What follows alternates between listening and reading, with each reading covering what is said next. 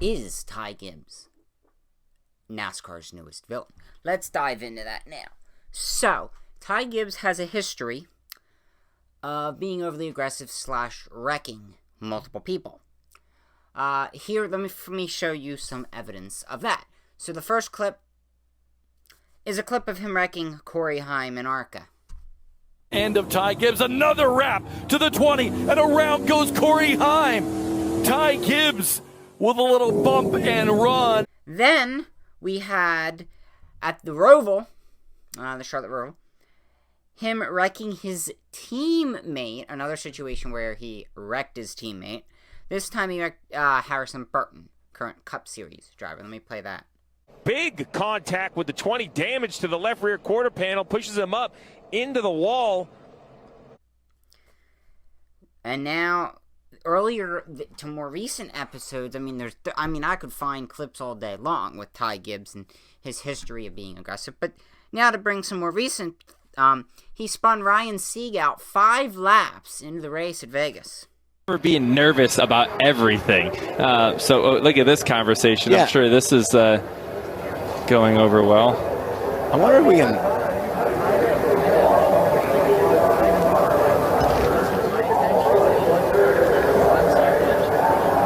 Well, I've always felt like if we could produce some entertainment for the fans during a red flag, it would be a win-win. We might get some here. We need a microphone in there. All right, Jamie. Well, I was walking with Ryan Sieg, and then Ryan Sieg went over to have a word with Ty Gibbs. We saw the incident on track. What did you just say to him? You know what I mean? He knows what he's doing. He's got the best car in the garage, and then he just races you.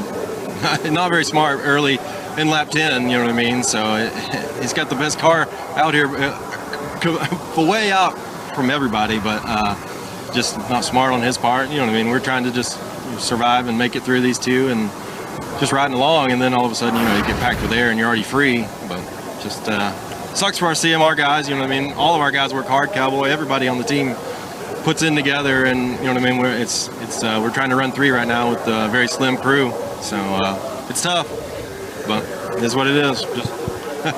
And he is the new guy in the series. He's running full time. How important, Ryan, is it for you to do that? Have words, let somebody know you're there and you see what they're doing. It's somebody that you have to race every week. Yeah, no, it definitely is. And then the last week, a couple weekends ago, he spun John Hunter Nemechek, his teammate, again, going for the win at Richmond. Let me play that.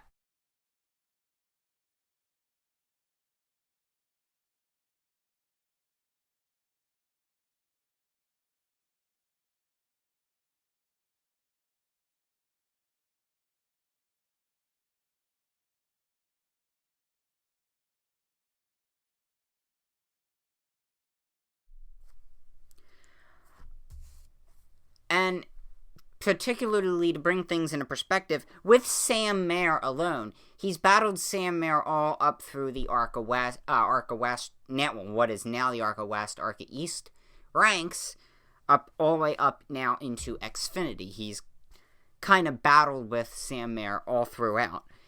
In fact, going back to last year again, Sam Mayer turned Ty Gibbs at the Roval while battling for third. Let me roll that. Mayer's falling to third. Oh, and Sam's around goes Ty. Ty Gibbs. He keeps it going the right direction. What a save. And then Gibbs would get retaliation and or payback by brake checking Sam Mayer at Martinsville the next week. Right front tires come apart. Coming off the corner. Oh, yeah, looks like the 54 just brake checks him. So Gibbs clearly has a history of aggressive driving. This will lead to the next thing. So he clearly can dish it, but can he take it? Let me play this clip from Door Bumper Clear that talked about just that. And this, keep in mind, was a few days prior to last weekend's action. You're going to fuss at somebody about a little bump and run? You always talk about drivers needing to own up for what they say. Well, Ty admitted, hey, I did it. He owes, listen, I owe him. Teddy Christopher said this best a long time ago. You want friends, go to summer camp. Ty Gibbs don't give a shit anybody likes him at this point right now, I don't think. And he is driving that way. What'll be interesting to see, I think, in the near future, and it's probably going to come in the very near future, is Ty has no problem dishing it out. Yeah. What's going to happen when it gets back to him? Because that's where you can tell the difference of a guy that, listen, if Ty Gibbs gets booed by John Hunter the next race they run, and Ty gets out and goes, I put myself in that position, he got to me, moved me, whatever, well, then that's good. If he gets out and cries about it, then he physically cried at Phoenix. Yeah. I mean, you can if you can dish it out, you better be able to take it. And I don't want to hear any complaining when somebody gives it back to you now, because you've this is multiple times this year, multiple times I watched him wreck the ARCA races. He was turning people. So, it is what it is, and I'm all for it. The list is growing. And from a team standpoint, this is what JGR has no issues with this, because for one, it's obviously Ty that won the race, but they didn't wreck each other. They didn't, their deal is make sure our damn team wins. I don't care if you guys run each other over, but one of you better win the damn race. And they did. I think John Hunter made 2, maybe 3 mistakes here in the last lap. One, he parked his car on the bottom of 1 and 2 with no center speed whatsoever to try to hold the bottom, and allowed Ty to get to his bumper to move him up off of 2. So now, off of turn 2, there's Richmond. Ty Gibbs blamed short track racing, which led to the wreck between him, which led to him bumping John Hunter Nemechek out of the way. So blame short track racing. Let me show you those 2 situations where he blames short track racing. And that got you the win. What is that fine line you walk, Ty, when you're racing for a win against a teammate? Yeah, I definitely deserve one back, and I like I said, I deserve it back. But we're racing for wins, and they're hard to come by. So I had to take it. We were just fighting tight all night, or all day. Sorry, just couldn't hold the bottom. John Hunter was a little faster, and we had a great race. So good for Toyota. Finished 1-2. Just got in there deep, and had to bump him out of the way up the track. So we're short track racing. But thank you to Monster Energy. What a great car. This is awesome for Toyota. Cool to get our 3rd win, so hopefully we can keep it rolling. And thank you to everybody. Thank you to the man above. Bob Hawkers, Fox Sports. Just following that up, is that what you meant to do? Were you like, I'm gonna hit him and? So, good question. So I definitely wanted to. I was gonna have to get him in anyways. He could turn to the center better, and I just couldn't rotate. So I was gonna have to hit him. I definitely, if I could go back, I would have not have driven as hard and hit him as hard to knock him up way up the track. I would have, have not got in there as hard, like I said, not to hit him, but I was still going to have to hit him anyways to win it.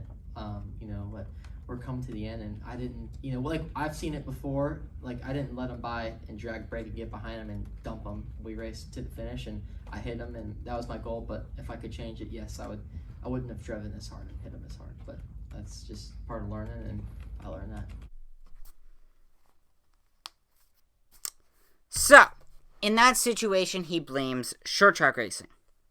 But now to last weekend's Martinsville altercation.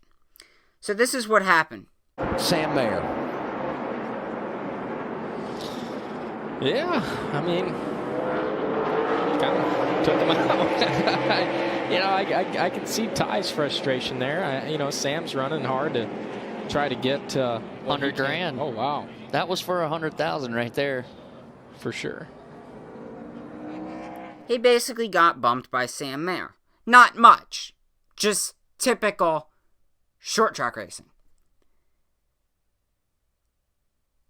But Ty Gibbs, he can dish it, but he can't take it. He jumped out of his car and got in Sam Mayer's face. Words were exchanged.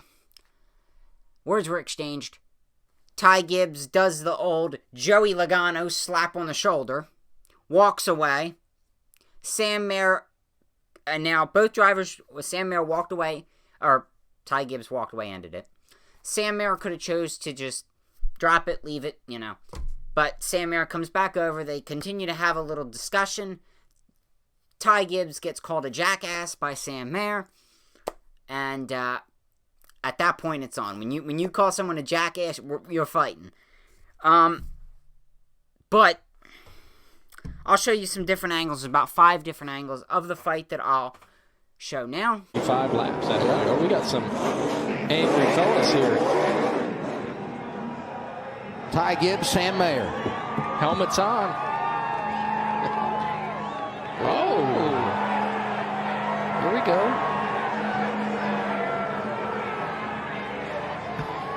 Coleman talked about the fact they've been racing each other for a long time. Oh, and there's a punt. Ty Gibbs going after Sam Mayer, and we've got a fight at Martinsville.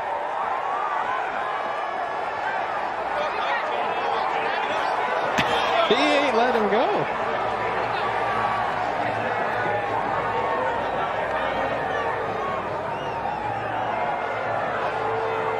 Couple good shots.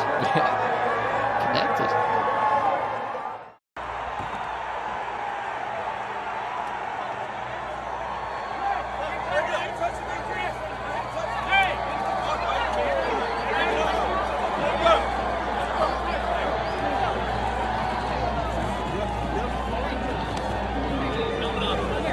Holy fuck, holy fuck, holy fuck.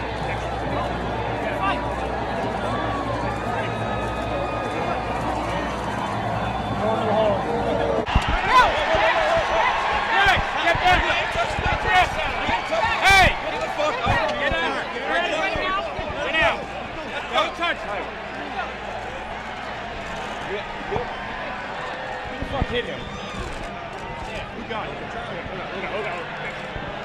Back. He hit him. Ty. Hey!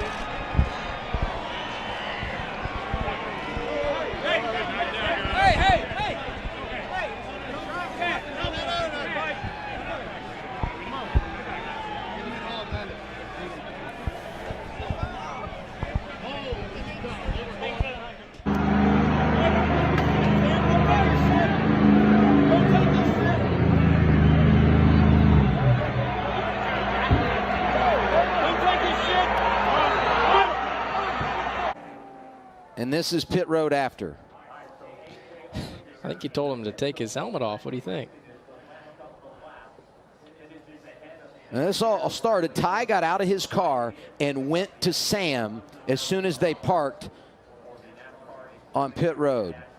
And here's what was said on the 54 radio before he got to the pit lane.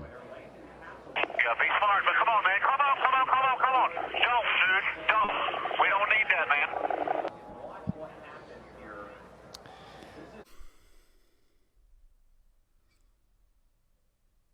Take your damn helmet off.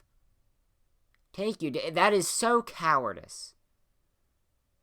I mean, I can't punch you back because you have your helmet on, and I'm just going to be punching a helmet. That is the... If you're going to fight somebody, take your helmet off and fight like a man. Don't be scared. But anyway, the spoiled rich kid that Ty Gibbs is just got what he deserved. So obviously he clearly showed that he can dish it, but he can't take it. He can wreck people, he can dump people, he can turn people, he can spin people. But when it happens to him, I'm going to cry like a little baby. Oh, I got wrecked. He turned me. Anyway, Ty Gibbs had this to say post-fight. The frustration that you had on the restart, and then the conversation that you had with Sam. Yeah, well, I tried to talk to him, and he got all in my face. So, at that point, we got to start fighting. But, we got put in the bad position there. The only thing I'm mad about is this. One didn't have anything. He had, he wasn't going to get past the 6 team there, and I just got hit in the left rear. But it's just frustrating. I just got driven the fence at the end. But, I was on the other side of it last week, so that's just part of it. So, put the racing thing aside. I was going to go up, and talk to Sam. I was just frustrated. We led the whole thing and got driven the fence, which is understandable. It's just, everybody's racing hard at the end of the day. Congrats to the 19 team and Brandon to winning. We had a great car. The biggest thing I was frustrated about, not frustrated, but led up to that moment was, I talked to Sam. I was, frustrated. I was like, what are you doing when we got driven the fence? And, we were kind of shoved a little bit, and I turned away. And when I got grabbed and kind of pulled, that just led up to that moment. I think, it just, builds up, and I snapped, and that's just part of it. Hopefully I'll learn from it. I know I made some other mistakes, but, just once I got off the bottom, it was just game over for me when Brandon got inside of me. Where do things stand after the meeting, and also to hear the crowd boo you when you were on TV? I don't think you've had that before. No, it's just part of it. At least they're making noise, so that's a good thing. And I got to talk with all of the NASCAR guys in here, and Wayne and Steve and all of them, and I got to talk to Sam. So we're all good. We're on the same page. It's just the boys are playing hard out there and led up to that moment. And Sam Mayer had this to say post-fight. $100,000 on the line, put the bumper to him because that's what short track racing's all about, and he got upset, and yeah, short track racing, all that nonsense. So whatever. He threw a couple punches. They were weak, so I can't say much about that. It's kind of funny, but I just put the bumper to him for $100,000, and he got upset about it. But he's been doing that to everyone else for every week so far. So I don't understand how it can be that one-sided. Were you telling him to take his helmet off? That's what it kind of looked like on the video. Yeah, it's kind of funny because he walked up to me. I had my helmet off already, and he kept his helmet on. So obviously he was scared about something, or he had it in his mind to throw a punch the whole time. So that's on him, not me. I'll talk to him if he wants to, but I'm fine. I couldn't care less. I'm going to move on and race everybody just as hard because that's what the Xfinity Series is all about. So I'm going to go out there, do my best, and he can do whatever he wants. And at the end of the day, anyone can do whatever they want to him because he's put himself in that reputation, so it doesn't matter. Sam, talk me through just what happened those last laps, that last overtime. Yeah, because that race start, the 19 pushed us both up the racetrack, so at that point, the race win was out of my hands, so I had the $100,000 in my sights, and I was going to do what I had to do to try to get that. I put the bumper to him. It was like in my opinion, we talked in the trailer, and like it was just a clean bump run, and the 10 kind of stuck it in there and kind of got us both crossed up, and that's kind of where it kind of went to crap. But like I just put the bumper to him. He came back over. He was upset and decided to throw a couple punches, but it's fine by me. We talked about it. We'll be good going forward, especially in the Talladega. That's a place where you don't want to be enemies. So we're going to move on and be A-okay, keep our head down, and go out try to get a win next week or next time. Gotcha. Did anything specific was said or that escalated things on pit road, or just heat of the moment type stuff? Heat of the moment type stuff. I mean, I think it's more I was just trying to get his attention, and he took it the wrong way, and he just snapped. I mean, that's what it is. He's just snapping. Nothing, anything horrible, but it's just part of the sport.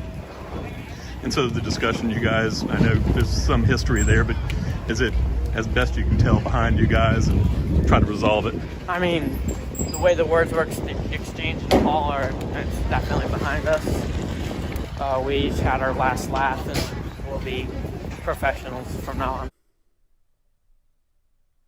Twitter then would take off and explode with some good points, and I'll throw up some of those tweets and let you pause it to read those.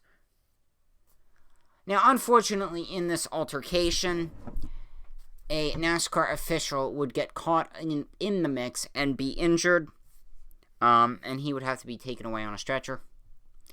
According to Bob Pockrass, he would be okay. Drivers would meet, and they would shake hands in the hauler. I think this is just the beginning for Ty Gibbs and his rivals, I guess you could say. I think he is NASCAR's new villain. I mean, hell, at least Kyle Busch has he reminds me of that young Kyle Busch, young Tony Stewart, that I don't give a crap about anyone else. I'm not here to make friends. I'll run you, race you how I want to race you. I'll dump you. I don't give a rat's ass about anyone else but myself, which can only get you so far in this sport. And I think there's good things on Ty Gibbs, but again, NASCAR is a sport where you have to know when to give and have to know when to take. And obviously, he can't take. I mean, this was just a small bump. Small short track racing, and he gets out and throws a big fit. I mean, this was just a racing deal. I mean, John Hunter could have got out of his race car a couple weeks ago, through a big temper tantrum, but he didn't. And that's saying something, because John Hunter has a little bit of a history too. Reckon Cole Custer last lap of Canadian Tire.